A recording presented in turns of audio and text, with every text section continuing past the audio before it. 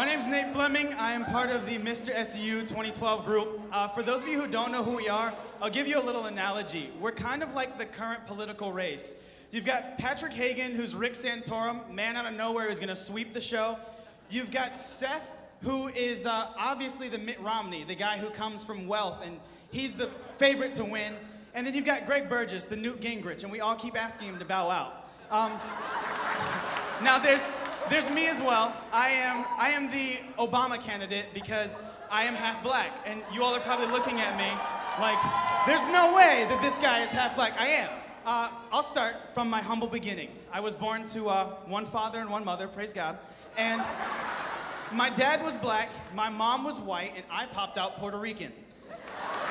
Now, when I was younger, I used to get teased a lot because I had a big head. And it's not that it was bigger than it is now, it's just my body looked a little less like Captain America than it does now.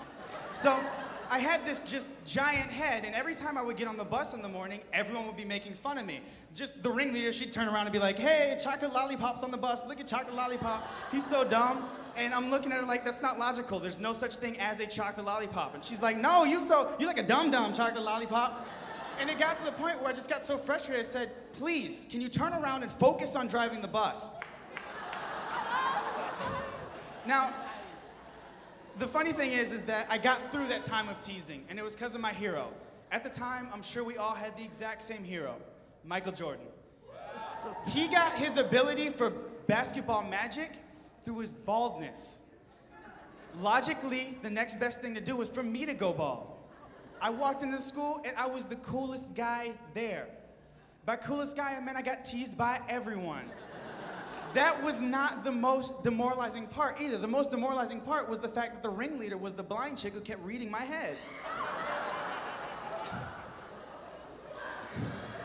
Now, in my household, my family, we don't stand for things like that. My little brother got in trouble, and how punishment in my household goes is it's more like an execution, okay?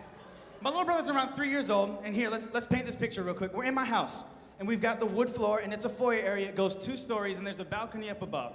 My older brother and I are in the balcony, and we're like the royalty, because we're the oldest of the family.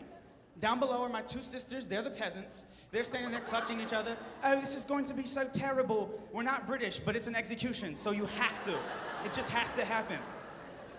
My mom is on the right side of my little brother. She's got her executioner hood. She puts it on. She pulls out the belt it's like a 4-inch black belt with Asian lettering all across. We didn't know what it directly translated to, but we were fairly confident it translated to Buster, because when it came out, it was about to bust your butt. So she's back there with the grinding stone, just sharpening the belt, getting ready for what's coming next. And then my dad is over here, and he's got the scroll. He pulls it out. And he opens it up, and he starts reading the charges against my 3-year-old little brother. Things every 3-year-old has done. Coloring on the walls, not eating your vegetables, treason against the president, just normal things a 3-year-old does. And at that time, he takes the stance. This is the stance. That stance means it's time for business. If you ever see anyone take the left hand and put it over the right hand and stand,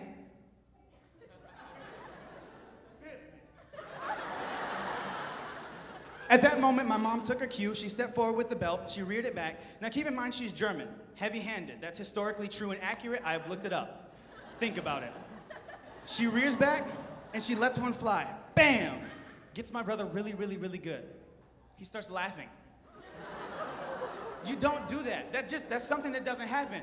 So my mom, since she's German, let's historically look at this, got beat the first time, then laughed at, so she came back stronger the second time. Slowly, you guys will catch it as it goes back. And if you don't, put it in your pocket, save it for later. You'll pull it out tomorrow and be like, ah!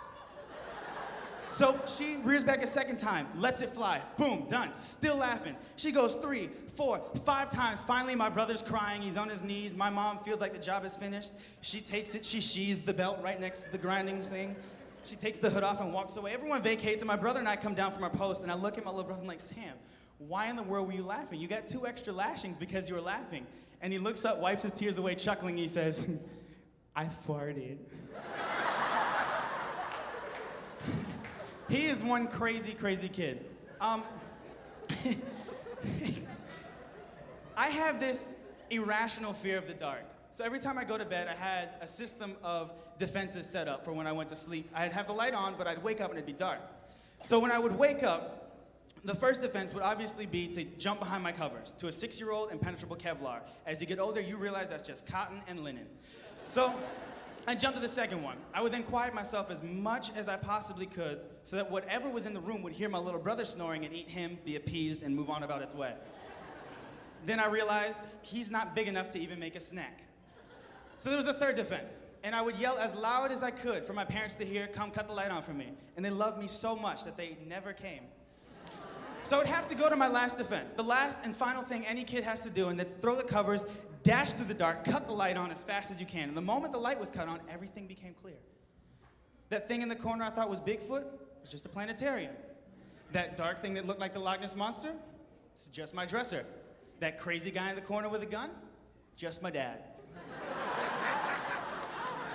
Now, I realize I've made you guys laugh a lot, but this is a competition, so I kind of want to get real for a little bit. I want to share a little bit of my testimony.